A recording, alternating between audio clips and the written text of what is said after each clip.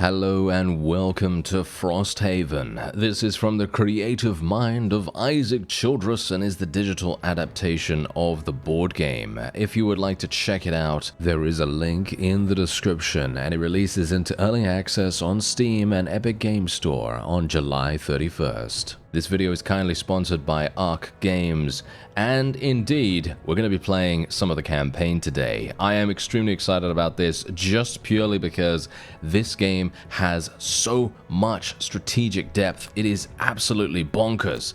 And yeah, there's obviously a tutorial. I'm going to do the main campaign for now. There are a wide variety of different difficulties, and for me personally, I'm going to play on story. Yes! I'm playing on story because I am very bad at this and I want to show you as much of the game as possible just so you get a good opportunity to see what it's all about. Now, of course, this is dark fantasy and has a huge amount of RPG and tactical strategy mechanics associated with it, so this is where we create our party. Now, you can pick from 6 different characters, and they all have extremely different playstyles, very, very unique playstyles. And basically, you can play this co-op as well. So if you want to play with friends, well, you can bring 2 to 4 people, and you can play the game, you know, completely co-op, which is absolutely fantastic. Very, very fun. Otherwise, apart from that, we have, as I said, 6 characters to choose from. I am personally only going to be picking 2. And now there's a reason for that. If you pick someone like the Bone Shaper or the Death Walker, they're very difficult to play, in my opinion. I think they're very, very difficult to play just because of their complexity. Look at the Geminate right now. Obviously, this is definitely, one of those ones that you're going to have to be a little bit more, patient with yourself about controlling, because they are really, really complex. In comparison, the Banner Spear and the Drifter, they're not very complex. So I'm going to play with those, and we're going to try to complete the first mission, and we'll see how we do. So, the Banner Spear will be our first character here, and we're going to just, I don't know what to really call her. We'll call her something like, Mishkara, or something like that. And then we can pick a personal quest. So, once you complete your personal quest, the hero will retire, so just bear that in mind. So you can see here, the study of plants, personally collect 5 different types of herbs through loot, or dangerous game. Kill 2 Algox guards, 2 lurker, claw crushers, and 2 robotic bolt shooters. Let's go with that one. I'm not entirely sure what retiring actually means, by the way, so don't quote me on that, but yeah. Anyway, we're probably going to be going for Amulet of Life here, and we'll go for leather armor. I don't think there's anything else that we really want to go for. Actually, we could go for, yeah, you know what? We could go for the heater shield, but I think I will just go for leather armor. Technically, you can go for pretty much anything you like here. You get 30 gold to spend with your starting equipment. And technically, you could just, spend the whole 30 on one thing, like Warden's Robes, for example. But for me, you know what? The Warden's Robes might actually be a really, really good thing to take with the Banner Spear, because she does have an ability that summons a guard to help you out. But for my purposes right now, we're going to be going with this. And then the second character we're going to choose is the Drifter. And this guy is crazy good. By the way, on the right side here, you do have the ability to look at the various cards and the various things that you have available for you. And, well, I'm going to explain more of the mechanics as we get into the game, because, as I say, it is very complicated. So we're going to be calling him something like, Brogo?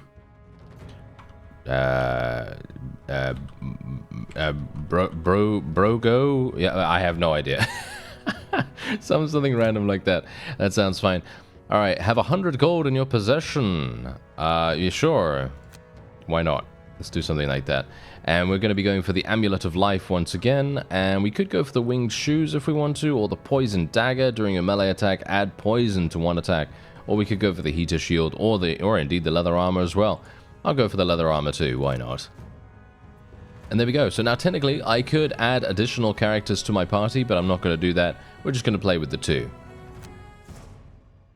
And here we have the ability to choose a battle goal for each hero. And this is randomized every single time. So basically, you can see here, end each of your turns adjacent to a wall or obstacle. Okay, that's going to be maybe kind of difficult. Not sure. Lose a card to negate 2 or less damage from an attack. Okay. Or never have your health drop below half your maximum health value, rounded up. Okay, yeah, so these are really, really difficult in my opinion. I'll go for Wallflower and we'll try to end each of our turns with the Banner Spear next to a wall or an obstacle. And then with our Drifter here, never collect a loot bag from end of turn looting. Never enter a hex occupied by a figure or obstacle. And never end your turn adjacent to any other hero. Gain 1 additional perk mark for 4 heroes. Okay, well that's actually hilarious. I think we'll probably just never collect a loot bag from end of turn looting. I think that's probably going to be the easiest one for us. And let's go. The sounds greet you first. Muffled metallic pangs, a voice howling. It's difficult to make anything out with the wind rushing past your ears. But you know that tune anywhere. There's a fight up ahead. But a fight means people, and if there are people, then the town must be close. You hear more, a scream, the crash of steel against stone, a deep, earthy growl. You're running now. Your legs are wasted from the hike. Your shoulders ache from your gear. But the sounds are close now, and up ahead, you see the gauzy orange light blooming in the air. With one last push, you round the final bend in the trail, and you see it. Frosthaven, engulfed in flame. Great petals of fire burst from windows and crawl over roofs. People stream from the town's ruined gate, their faces bent in panic. A moment later, you see the object of their terror. A massive creature with 2 legs and 2 hulking arms, covered entirely in thick, white fur. 3 gnarled horns crowning its head. Aldok's raiders! Cries an elderly porter beside you. We're doomed! They're stronger than anything else alive! We've come all this way for nothing! As if to prove the point, the Olgox you've been watching catches a fleeing outposter with one hand and hurls him backward as if he weighed nothing. 10 days you've been hiking. 10 days, and this is what you find. You breathe out a thick plume of foggy air and hoist your weapon high. Time to get to work.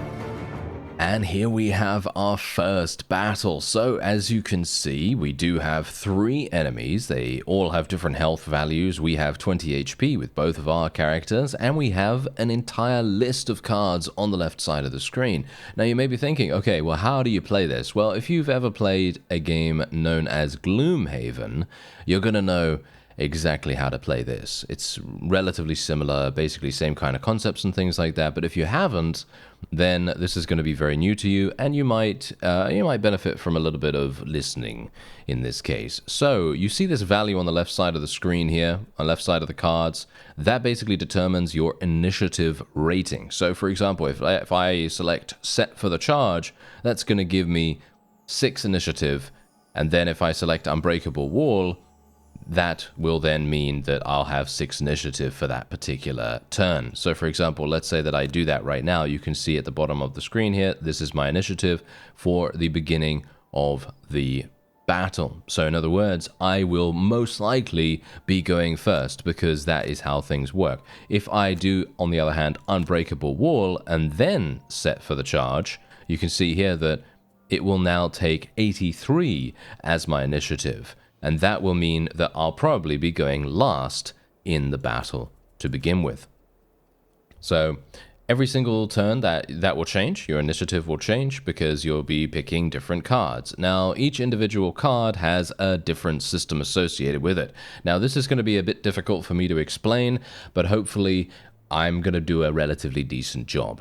So, each card has a top action and a bottom action. So what does that mean for you in a standard turn? Well, let's just say that we select Set for the Charge and Unbreakable Wall again. And now I'm going to just take you through a mock turn. I'm not actually going to use these cards for this turn, but I'll take you through a mock turn just so that you can get an idea as to how this works. So for example, let's say I want to use Set for the Charge, and I'm going to try to move with this, right? So the movement, as you can see on the bottom option, allows me to move 4 hexes. So, in other words, I'm going to select the bottom option. Now, once I'm done with that movement, I will then have the ability to use Unbreakable Wall, and Unbreakable Wall is only going to have the top option available for usage. You cannot use both bottom options on both cards, so it's exclusive. So it's basically you choose the top option on one card and you are forced into choosing the bottom option on the other card. So that's where the strategy element comes in, and thinking ahead and being like, okay, well, what do I want to do? How am I going to do this? You know what I mean? So that's basically how things are going to work here. So now I need to choose something, right? So I need to choose how we're going to work this. So what I'm going to do first is I'm probably going to be going for regroup. I think regroup sounds super, super powerful for us actually right here. And I will probably be going for, I'm thinking, not entirely sure what to really go for here. I think combined effort sounds really, really good as well. Yeah, we'll probably go for combined effort. And I'm gonna go for, yeah, see, this is the problem here. This is the problem. I want to use Javelin though, you see. I want to use Javelin as well, because Javelin is absolutely fantastic. I'll use Tip of the Spear and Javelin, and then we'll go on to the Drifter and we'll see what he can use. So there's also a burning cards system. Okay, so basically what you can do is if you take damage, you can burn a card, and that will prevent you from taking that hit. So if you take a massive hit, let's say you take 8 damage or something like that, and you're about to die or something, you can burn a card, and that will remove the damage from the character. So you'll basically absorb the damage and nothing will happen. Except you won't be able to use that card for the remainder of the battle. So it's a pretty significant loss, because if you don't have any cards, you can't do anything. You can't attack or anything like that. So it's obviously going to be pretty annoying. Anyway, let's see what I can do here. Well, I would like to use Vile Assault, probably. Vile Assault sounds really, really good. So I think that's probably what we'll do. And we could also use Violent Inheritance. I think Violent Inheritance sounds great too. So let's do something like that.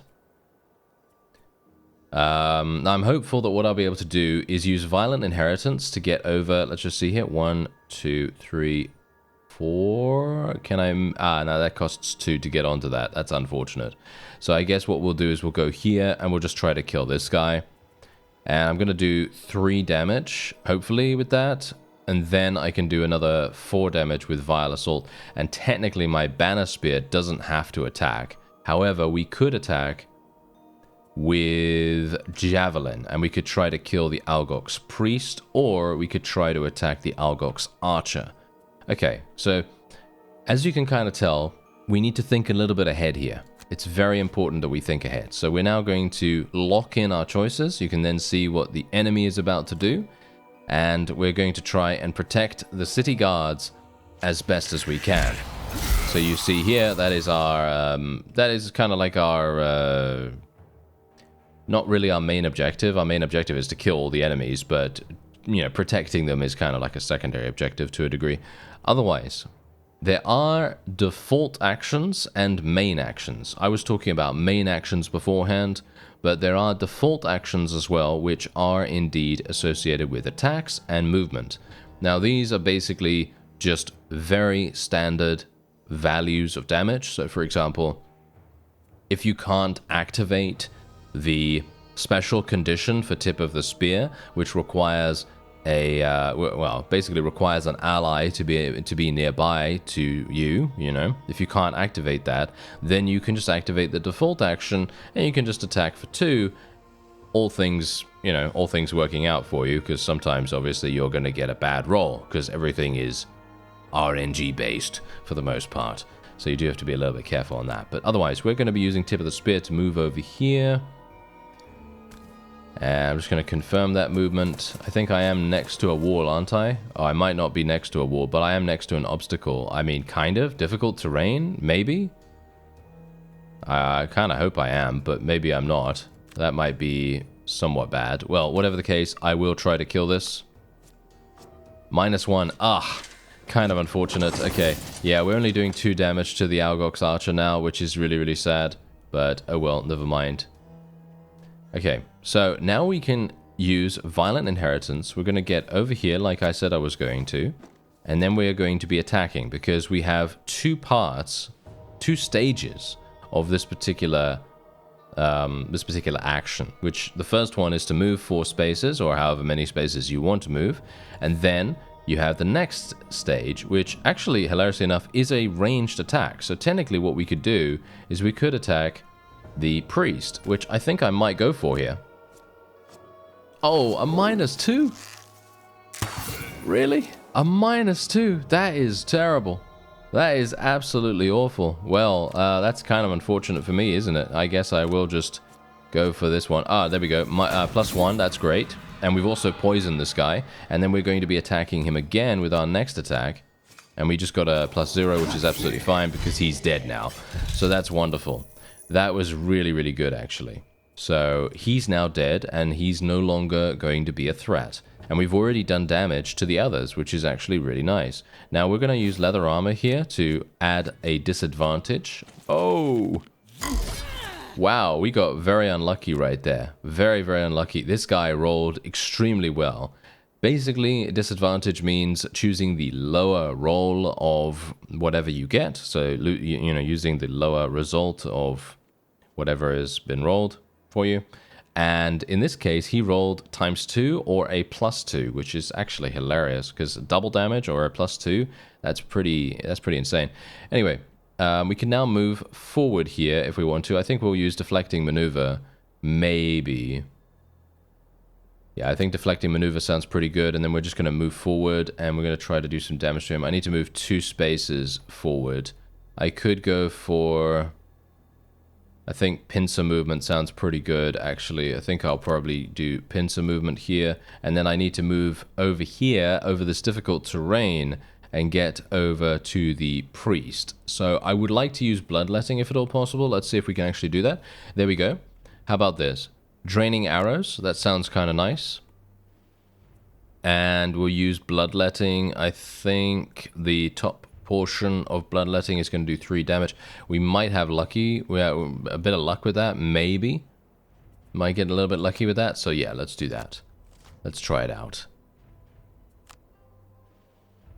Okay, so we need to move. First of all, I'm going to use default movement to move here. Going to go over this way. Going to loot that thing on the floor there. We can also use an amulet of life if we want to, but I'm not going to use that just yet.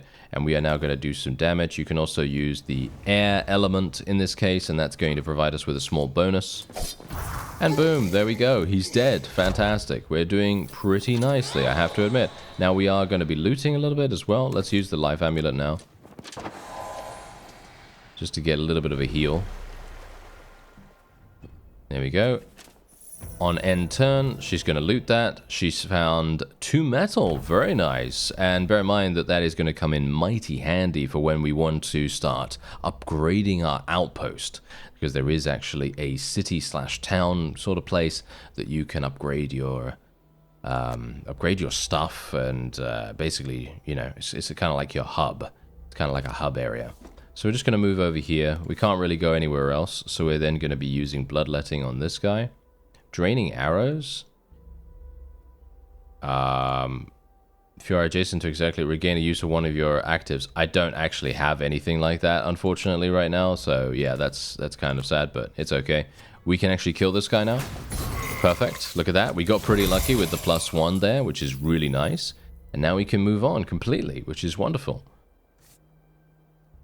There we go. And we don't even need to use the Amulet of Life or anything like that. But now we are going to be moving forward, and we're going to be choosing set for the charge, and then I'll use something like, well, it basically doesn't matter what I use here, to be honest.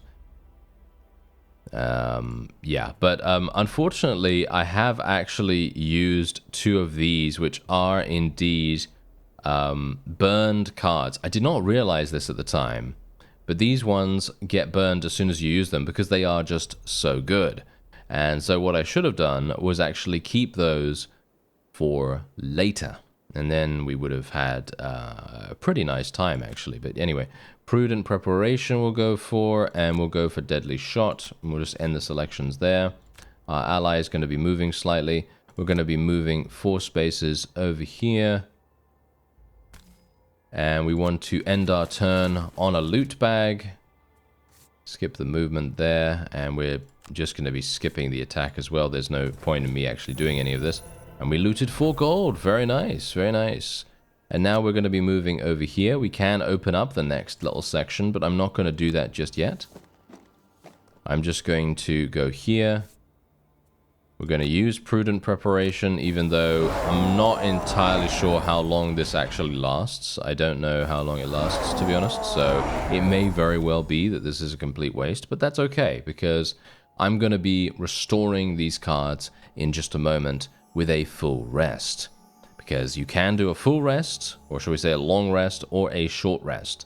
Now, for me personally, I prefer long rest most of the time, but you can obviously decide on what you'd like to do. The difference is long rest, select an ability card to lose, then gain 2 health, and then short rest, draw and lose a random discarded card in order to recover the rest of the discarded cards. At the cost of 1 health, you may redraw the random card once. So, yeah, basically it's just dependent on whether you want it to be random or not in that case. So, we're going to be performing long rest. We're going to get 2 HP back. We're also going to be refreshing all of our cards. And we're going to be doing the same thing with our Drifter here, even though he's taken basically no damage, which is really, really nice. But we are getting all of the cards back. As you can see, there we go. The Banner Spear has all of her cards back, which is wonderful.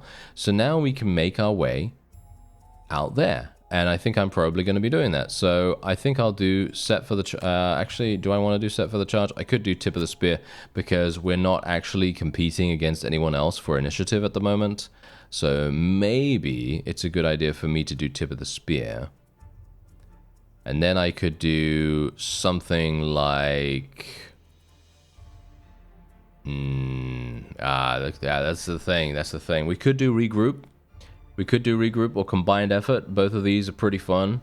We could do regroup, I think. Maybe that sounds cool.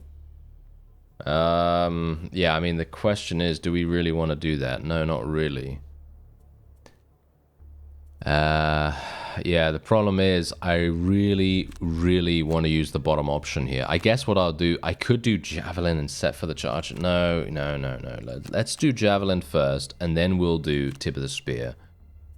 And then we have, let's see, I think Draining Arrow is probably going to be pretty good here, and then we'll do Bloodletting. We could do that. Yeah, I think that sounds pretty decent. Okay, the City Guard, that's obviously fine. Okay, yeah, so we are going to move 4. We're going to open the door here. You run inside the gate, and the breadth of destruction becomes quickly apparent. The town has been sacked. Smoke burns your eyes. What structures still stand are bright with fire, and the rest smolder. Their frames like black torched skeletons. And all about the wreckage howl the Olgoks, celebrating their victory in an unrecognizable language. Oh yes, exactly.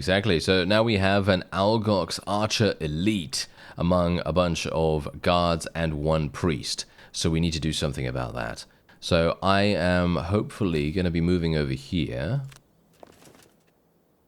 There we go. And then we'll do this.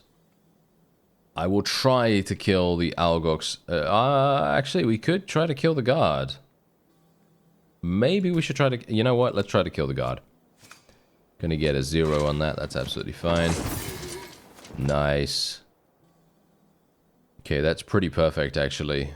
Yeah, let's end her turn, and then the Drifter's turn. Okay, here we go. So, we can now do this. And then I can move right next to this guy, which would be pretty... that'd be pretty powerful. Yeah, let's do it. Why not? And then we'll use Bloodletting straight up.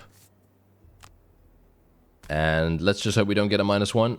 Oh, we got a -1. Oh, that's terrible. Oh, well, never mind. Yeah, that's what happens. The priest is going to heal this guy now. Yeah.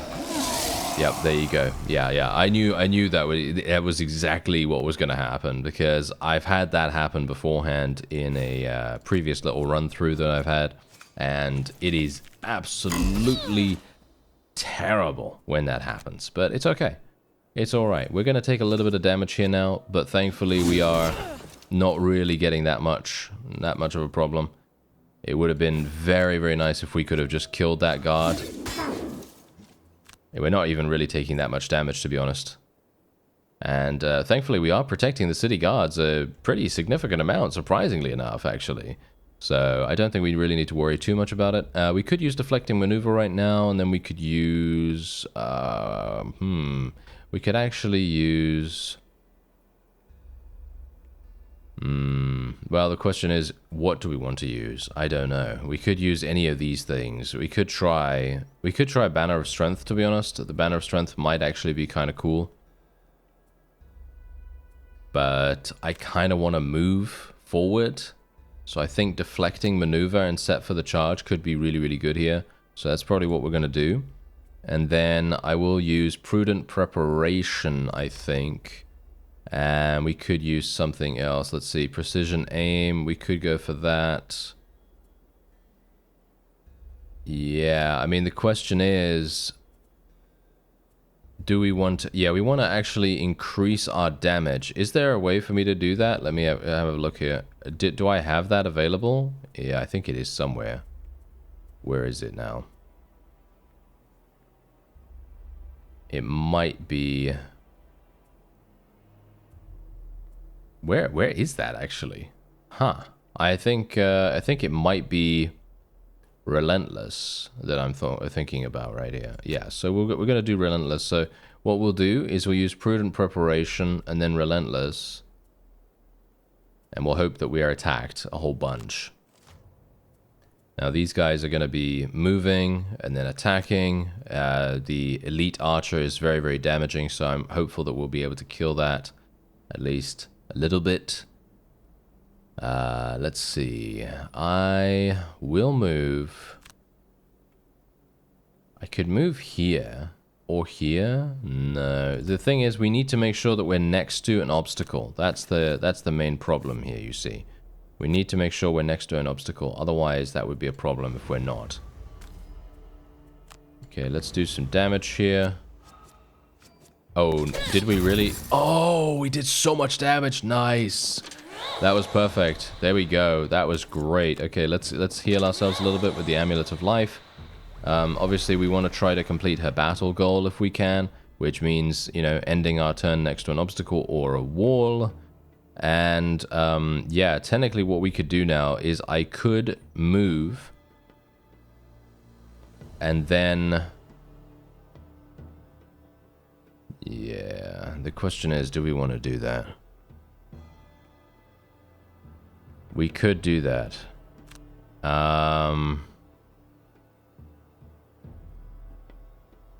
Yeah, if I move here, you know what? That's what I'm going to do. I'm going to move here, and I'm going to use my default attack to attack this guy. And try to kill him. There we go. That's actually perfect. Because usually, I would say this is not a good idea. Usually, I would say, you know what? You should probably, you know, always use your main abilities. But sometimes using defaults can actually really give you big value. And while this guy is now dead, that means that he's not going to attack us. You know, he's not going to attack us. We've reduced the amount of damage that we will potentially take, which is pretty fantastic. Unfortunately, the priest has now healed that guy up to full HP, but that's okay. Okay, so let's see what the archer decides to do here. He's going to do some damage to us, but I don't really need to worry about this whatsoever, even if I take 5 damage. That is not a big deal, and there's a reason why this is not a big deal. I'll show you the reason in just a moment. Obviously, regroup. That is very, very nice for us. I'm probably going to be using that in just a moment. We could also do combined effort. Maybe we could make that work. Or maybe not. Yeah, we might not be able to make that work, actually. Yeah, see now the problem is most of the extremely strong abilities that the banner spear has available need an ally nearby, which is problematic for a variety of reasons, but most notably because I am terrible at using that. So let's actually just see here. Okay, I want to use regroup, and then I want to use something else like the Banner of Strength or something like that. I think that's probably going to be the most useful for us. And then we could do continuous health. I think we will use continuous health here. And then I will probably use crushing weight. Yeah, that sounds really, really good. There we go. Okay, so there's a reason why we're doing this. Hopefully we'll do okay. She's going to take some big damage from this one. Oh no, only 3 damage. Okay. I actually thought she was going to take much more damage from this. Okay, so now what we can do is we can do this really, really cool thing where we use regroup. So we're going to be healing ourselves, as you can see right here. We can literally heal both of us, I think. Or I think both. Or just one? No, maybe just one. Okay. Well, that's absolutely fine. And now I'm going to be placing a banner, and we'll place the banner probably around about here. And the banner is going to provide +1 damage to one of their attacks and I'm talking about allies' attacks, of course, within 2 hexes. So if we stay within 2 hexes with our drifter, we're going to have a great time. Okay, that's going to do basically nothing. That's perfect. And bear in mind that they can attack the banner as well, which is going to divert a lot of damage away from us, which is perfect. Now, this guy is going to be doing some damage here. That is really nothing at all. That's absolutely perfect. He's also going to attack the banner. Oh, very strange. I'm actually very, very surprised that they're even bothering to attack the banner, to be honest. But yeah, there you go. Anyway, we're going to use crushing weight first, because that's going to provide me with, you know, additional damage. And then we're going to be using continuous health, which is going to provide me with +2 healing, basically raw value, every single time we gain a heal, which is incredibly powerful. It is very, very strong. Okay, so apart from that, we are going to be using at all costs in just a moment. And then we could use Unbreakable Wall. I think we will probably use Unbreakable Wall after that. So at all costs, Unbreakable Wall. Yeah, we could do that. Yeah, okay, fine, we'll do that. It's going to mean that she's going to be very, very slow, but I think it's going to be somewhat useful. Sustained momentum, I think we'll probably use that. Yep.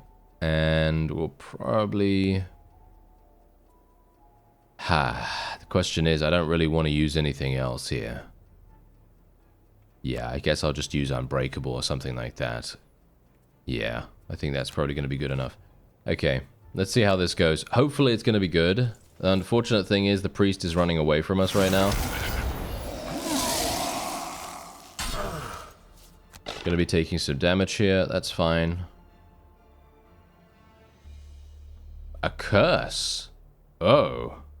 I hope the curse did not do something like disarm us or anything like that. If it did disarm us, we will not be able to attack. I think we are immobilized now, though. So that's somewhat problematic in itself, isn't it?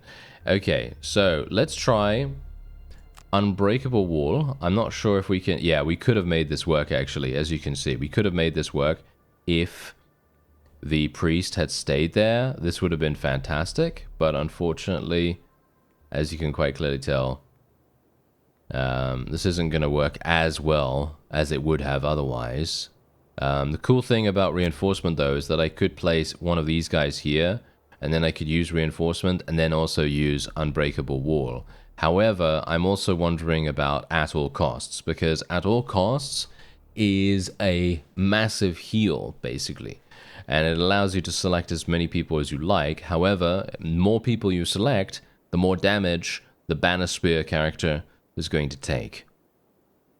So that's the problem. I think what we're going to do is...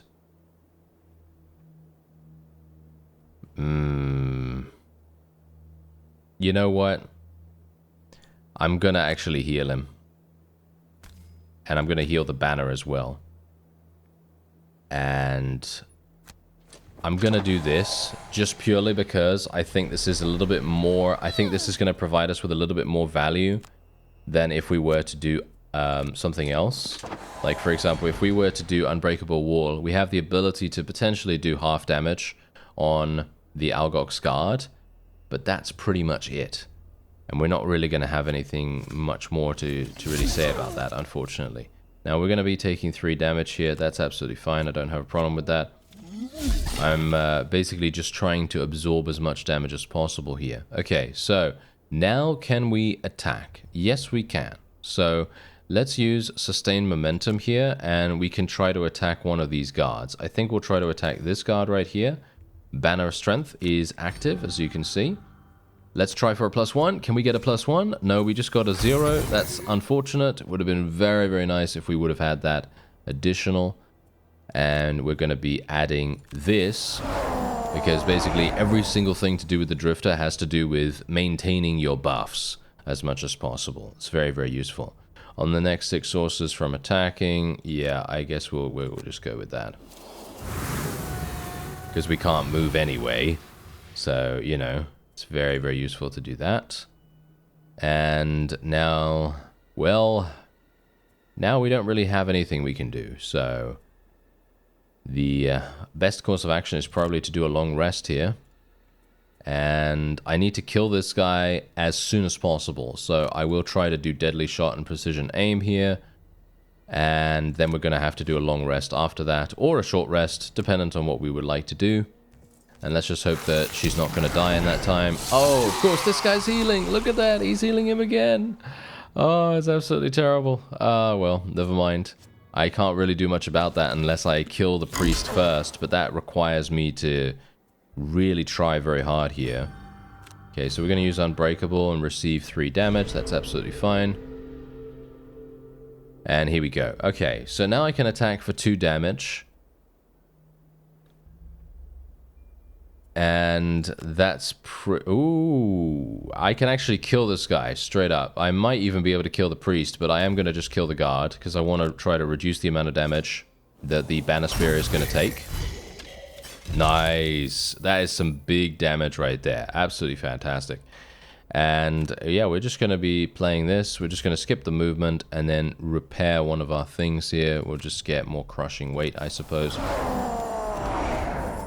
And then we should be absolutely fine here. Bear in mind, we can burn cards if we want to. So if we do have a situation where we're taking a big amount of damage, like for example right here, we're obviously taking some pretty hefty damage right now. But that's okay, because we can just burn a card if we need to prevent that damage from being taken. We can also use the Amulet of Life here on the Banner Spear just to gain her a little bit of extra HP. It would be nice if our Drifter's, you know, thing would actually work, but if his Amulet of Life would actually work, that would be fantastic. That would be so incredibly useful to us right now. But unfortunately, we're not getting that luck. So I need to actually heal him if at all possible. Let's see if I can do that. Is there any way for me to... Yeah, I can heal with Regroup. That's what I can heal him with. So I need to do something... Yeah. Can heal him with that. Combined effort. Yeah, that's not really going to work out too well. Reinforcement, I think, is probably going to work. So we'll do regroup and then reinforcement. So that's at all costs. We could, I mean, we could do at all costs as well, and that's going to... You know what? No. Let's not do that. See, now this is a problem, you see. This is a huge, huge issue. I think I'll do deflecting maneuver and regroup. Yeah, I think that sounds good. And then we're going to do a long rest. We could do a short rest, I guess. How long does that take? But it doesn't restore 2 health. I need to restore 2 health. That's the problem you see here. Okay, so we'll just do that. Let's see what happens. Hopefully we'll have a bit of luck here. Okay, so we're going to use regroup first. And we're going to heal.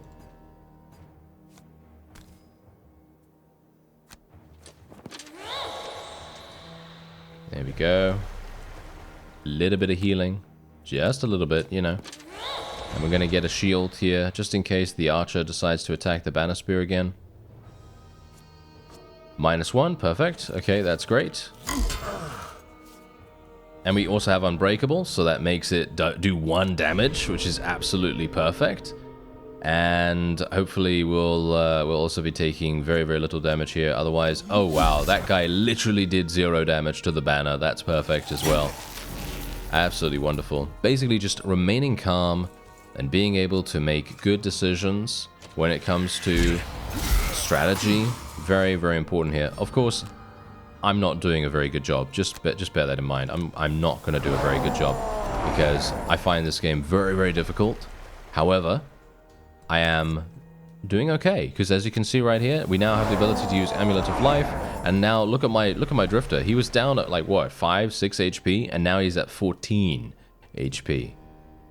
Just purely because of that 1 turn. It really did a huge amount for us there.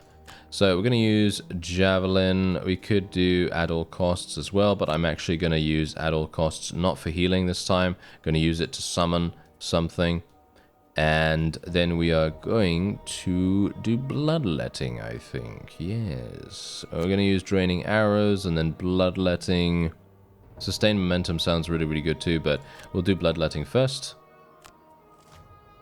There we go. And we'll use Javelin to kill the guard, I guess. We could do the guard or we could do the priest. What do we want to do? Well, I can't really reach the priest at the moment, so I guess I will just summon a reinforcement here. I guess we're kind of locked in now, aren't we? So I guess we will just attack this guy. Yeah, we're gonna do that. Okay, we +2? No, I was hopeful for a +2 there, or a ×2 or something like that. That would have been fantastic. Would have been able to eliminate him immediately, but no such luck for me. Okay, so we now have. I mean, technically, we have the ability to do a wide variety of different things. I could technically attack with my ranged attack here if I want to. So I could attack this guy and then attack both of these with range, which might actually make sense. I don't really want to do that, but you know what? I am actually going to do it. Just purely because I want this guard to die. I just want to get that guy out of the way. There we go. And now we can attack both of these at the same time. You can attack up to 3 people with Draining Arrows. Okay, a +1 on that. That's pretty nice. That does 2 damage now. And bear in mind that they, I believe, are going to get Muddle. And I'm not entirely sure what Muddle does. It gains disadvantage on all of its attacks. Well, that's pretty good. That means that leather armor is going to basically be applied to all of them, which is really, really good. Okay, yeah, that guy's healing. Of course, as you might expect, he is going to be healing a whole bunch. Generally, I personally would recommend, if you're going to do this fight yourself, I would recommend just trying to target the priest as best you can. It is a bit difficult to do that initially, but yeah, that's probably what I'd try to do if I were you. And otherwise, I am probably... You know what? I'm going to go for another long rest with the banner spear here. I don't really see the point of doing anything else. Yeah, so we'll otherwise use sustained momentum here as well. We'll use prudent preparation, then sustained momentum. And yeah, this is perfect. Absolutely perfect. So we're going to do sustained momentum. We're going to do damage to this guy, immediately killing this fellow, hopefully. Or not, because apparently we just got a fumble. That is terrible. Okay, that's really, really bad. Oh well, never mind. I guess it happens, right? Not exactly great. Not exactly great, but I guess it's okay. We're just going to heal ourselves back up. We're almost full HP with the Drifter. So this is the reason why I actually really, really like the Drifter, because I think he is just extremely synergistic. He has so much synergy associated with his abilities and everything. I really, really love that. Oh, this guy was nice enough to place a trap down there. That's very nice of him, isn't it? Oh, that's great. I love that. That's wonderful. Yeah, well, we don't have anything to worry about. We're actually fine. We are now completely and utterly stable here, and we're not going to have too many problems. We can literally use Amulet of Life once again if we want to. And as you can see, the Banner Spear is now back up to full HP too. Well, almost full HP. So we're going to use Javelin, and then I'm going to use Combined Effort, and I think I'm going to try to move my ally. Oh, actually, let's do at all costs. I think that's probably a little bit better for us here. Do we have anything that we can do? No, not really. Okay, long rest with him now. There we go. Alright, so Javelin, we can try to attack. I am going to try to attack, and maybe a +1 will... -1. A -1. Yes, a -1, of course. Okay, well, I will place a reinforcement right next to this guy. And that's hopefully going to threaten him quite significantly. And hopefully we'll get lucky enough. Yeah, I mean, the archer is always going to attack these summons, which is actually quite funny. If this guy heals again, I have no idea what to tell you. No, he's actually attacking us. Okay, that's good. Perfect, perfect. Okay, unbreakable, that's fine. We can now do long rest, and look at how much I heal when I do this. Look at that, 4 healing every single time I do that. Just purely because I have that wonderful buff that allows me to heal 2 additional raw value. So instead of me healing for 1 when I use the Amulet of Life, I'm healing for 3, which is incredibly powerful. Very, very strong synergy there. That's exactly the reason why I like doing that. Okay, so we could now... I think what we're going to do is we're going to use Combined Effort and Deflecting Maneuver. And then we will use, let's see. I want to move over, yeah, let's use Bloodletting to get over there. Okay, yeah, so we'll use this and Bloodletting. And then we will move right over there. So let's see. So I, first of all, will want to use Combined Effort. I'm going to try... Okay, that's a little bit unfortunate. Yeah, that's unfortunate. I won't be able to do this. Yeah, I won't be able to do this, clearly. Because I could go here, I think. But that's not really going to do much. Yeah, I'm going to have to skip this. Yeah, that's somewhat bad, as you can quite clearly tell. I'm going to have to skip that as well. Yeah, that's pretty sad, to be honest. It would have been really, really nice if we could have gotten to the wall here, but we needed 3, and I only had 2, so yeah, it's kind of bad, but oh well. Doesn't matter too much. We're still going to be absolutely fine. I am going to move over here, and we are just going to absolutely murder this guy. There we go. Let's kill the priest. Massive damage. Massive damage. Look at that. 5 damage. Like, literally, we almost killed that guy in 1 hit. And we will now buff Unbreakable once again. We'll get another one of those charges back. As I said, a lot of his abilities are all to do with that. They are all to do with reducing that as much as possible. Basically making it so that you maintain your buffs as much as they possibly can. Okay, so let's do Regroup, tip of the spear. Then we'll do prudent, sustained, momentum. Actually, no. Yeah, no, that's fine, I think. Yeah, no, that's fine, that's fine. Okay, yeah, sustained momentum. That sounds pretty good to me. I would love it if these guards would actually attack, but they don't, unfortunately. So yeah, sustained momentum. Let's attack with this. Yes, a ×2. And that means he's dead. Look at that. Hilarious that we got a ×2 on the end. That is so funny. Okay, yeah, so we can just give ourselves another charge of Unbreakable. And as you can quite clearly tell, I am very much a Drifter player rather than a Banner Spear player. I'm not very good at controlling the Banner Spear, and it's kind of more of the same when it comes to the other characters as well. The other characters, I am just terrible with those. And I'm not sure what to tell you, to be honest, about them. But yeah, they are very, very complex, at least for me. So we're just going to skip this. And that's the victory.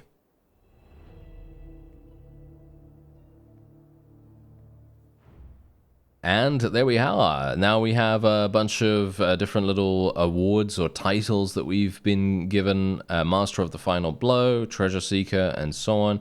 And you can even click on your little thing here to show you what your, your personal quests progression is, and as well as your battle goals as well. And you can see here that we completed both of them, which is wonderful. So now we can go to our outpost. You lower your weapon and breathe as the remaining Ulgoks retreat, scurrying from Frosthaven like giant white mice. They'll be back, you're certain of it. But for now, you can rest. You wipe the soot from your face and take stock.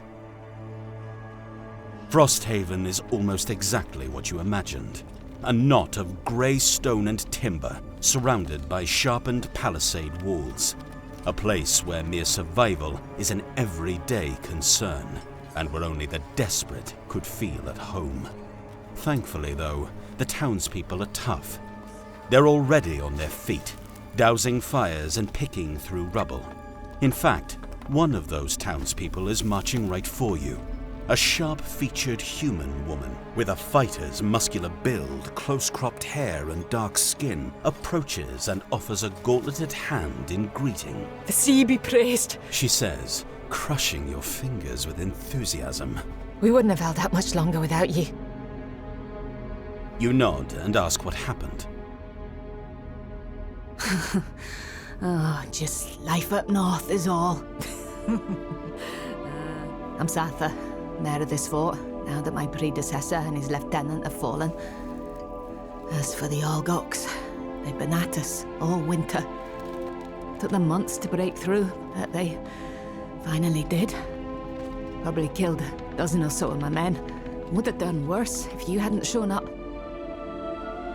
You explain who you are, that you've been sent from White Oak. At the mention of the capital, her face scrunches up in displeasure. It's about time they sent someone to help fix this mess they made. She says, then tries to lighten her mood. I don't mean to be ungrateful. I'm overjoyed to be still among the living. But a lot more people would be alive if your employers, the Merchants Guild, never stuck their noses in our business.